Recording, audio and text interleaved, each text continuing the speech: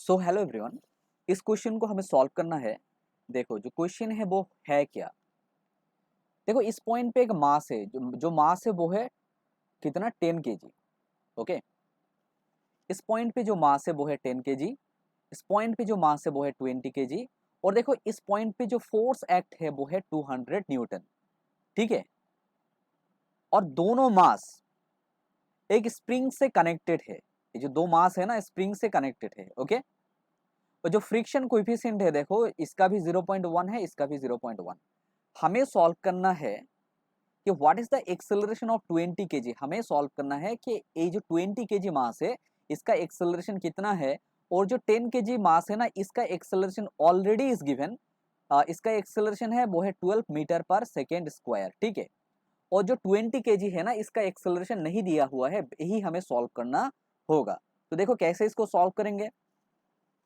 पहले देखो, अगर आप 10 kg को लेंगे ना तो इसके ऊपर कौन सा फोर्स एक्ट हो रहा है। 10 kg के ऊपर देखो, अगर आप 10 kg का फ्री बॉडी डायग्राम ड्रॉ करेंगे, ओके, तो इस डायरेक्शन पे जो फोर्स एक्ट हो रहा है वो है kx, और इस डायरेक्शन पे जो फोर्स एक्ट हो रहा है वो है फ्रिक्शनल फोर्स। ठीक है, ओके। अच्छा, और 20 kg जब आप कंसिडर करेंगे तो 20 kg के लिए देखो, इस डायरेक्शन पे तो 200 न्यूटन फोर्स एक्ट हो रहा है, और इस डायरेक्शन में कौन कौन सा फोर्स एक्ट होगा। देखो इस डायरेक्शन में भी तो kx होगा, और कौन सा फोर्स एक्ट होगा, फ्रिक्शनल फोर्स। इसमें भी तो फ्रिक्शनल फोर्स एक्ट होगा, क्यों फ्रिक्शनल फोर्स एक्ट होगा। देखो ना, अगर अगर ये जो दो बॉडी है ना, एक कनेक्टेड है, स्प्रिंग से कनेक्टेड है, तो क्या होगा, ए बॉडी बोलेगा भाई हमें तो इस डायरेक्शन में जाना है। ये जो 20 kg होगा ये क्या चाहेगा, इस डायरेक्शन में जाना। तो जब इस डायरेक्शन में जाने के लिए तैयार हो रहा है, तो इस पॉइंट पे जो फोर्स एक्ट होगा वो है रिस्टोरिंग फोर्स। रिस्टोरिंग फोर्स का वैल्यू हम पता है, इक्वेशन क्या होता है, kx। और ए क्या कहेगा, नहीं भाई हमें तो नहीं जाना है।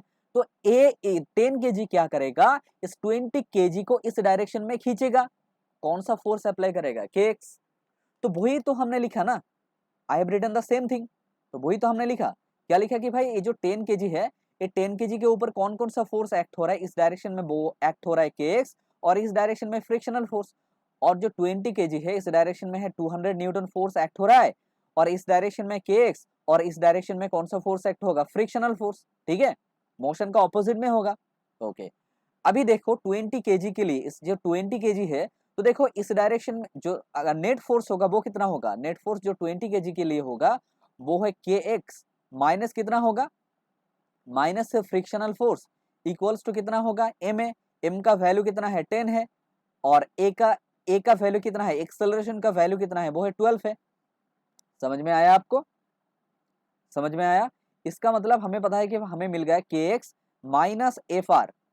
ठीक है, सॉरी, हाँ ठीक है, माइनस एफ आर। देखो ये जो एफ आर है ना, फ्रिक्शनल फोर्स का वैल्यू कितना होता है, म्यू एम जी होता है। हमें पता है कि भाई फ्रिक्शन फोर्स का इक्वेशन कितना होता है, म्यू एम जी। तो म्यू का वैल्यू कितना है, देखो म्यू का जो वैल्यू है बच्चों वो है 0.1। एम का वैल्यू कितना है बच्चों, 10 है, और जी का वैल्यू कितना है, वो भी 10 है। इक्वल्स टू कितना मिला, इस डायरेक्शन में ए मिला 120। तो इसका मतलब के एक्स हो गया आपका 130। के एक्स कितना हुआ आपका 130। ओके, समझ में आया। अच्छा, अगर आपको kx मिल गया, तो देखो इस बॉडी के लिए हम अगर फ्री बॉडी डायग्राम का जो इक्वेशन होगा वो अगर कंसिडर करते हैं, तो इस डायरेक्शन में जो फोर्स एक्ट हो रहा है वो है 200 न्यूटन, और इस डायरेक्शन में जो फोर्स एक्ट हो रहा है वो है kx, और क्या और है फ्रिक्शनल फोर्स एक्ट हो रहा है, इक्वल्स टू कितना, फोर्स इक्वल्स टू कितना होता है, मास इंटू एक्सेलरेशन। तो इसका मास है 20, और एक्सेलरेशन तो हमें पता नहीं, तो हम लिखेंगे 200 माइनस kx। आपको पता है कि भाई kx का जो वैल्यू है वो है 130, और फ्रिक्शनल फोर्स का वैल्यू कितना है, म्यू एम जी होता है। म्यू का वैल्यू कितना है, इसका भी 0.1, और m का वैल्यू कितना है, इसका m है 20, और g है 10, इक्वल्स टू 20 a। तो देखो आपको मिल जाएगा कि भाई देखो, और आपको जो मिल गया 70 माइनस कितना, 70 माइनस 20 इक्वल्स टू कितना, 20 a। इसका मतलब आपको मिल गया कि भाई a इक्वल्स टू 5/2।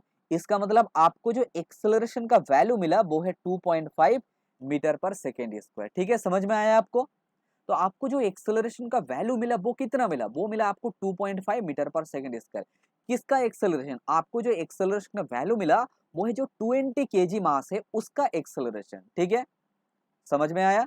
देखो मैंने क्या किया, फिर से मैं एक बार रिपीट करता हूँ। देखो हमारा जो क्वेश्चन था, इस पॉइंट पे एक मास था 10 kg, तो देखो 10 kg पे कितना फोर्स एक्ट होगा, डेफिनेटली इस डायरेक्शन पे तो जो फोर्स होगा वो है फ्रिक्शनल फोर्स, और इस डायरेक्शन पे जो फोर्स होगा वो कितना है, वो है रिस्टोरिंग फोर्स। क्योंकि वो देखो 10 kg जो चाहेगा ना, 10 kg बोलेगा भाई हमें तो नहीं जाना है, और 20 kg बोलेगा कि आ जाओ भाई इस डायरेक्शन में आप आ जाओ। तो देखो 20 kg जो मास है इसको इस डायरेक्शन में खींच रहा है, कितना फोर्स है, वो kx फोर्स है, रिस्टोरिंग फोर्स है। और ये बोलेगा कि भाई हमें तो नहीं जाना है, तो अपोजिट डायरेक्शन में जो फोर्स एक्ट होगा वो कितना है, वो है फ्रिक्शनल फोर्स।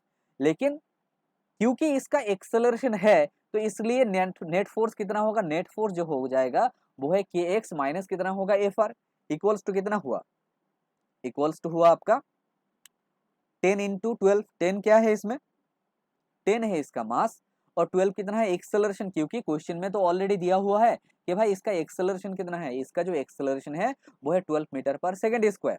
ठीक है, ये मिला आपको।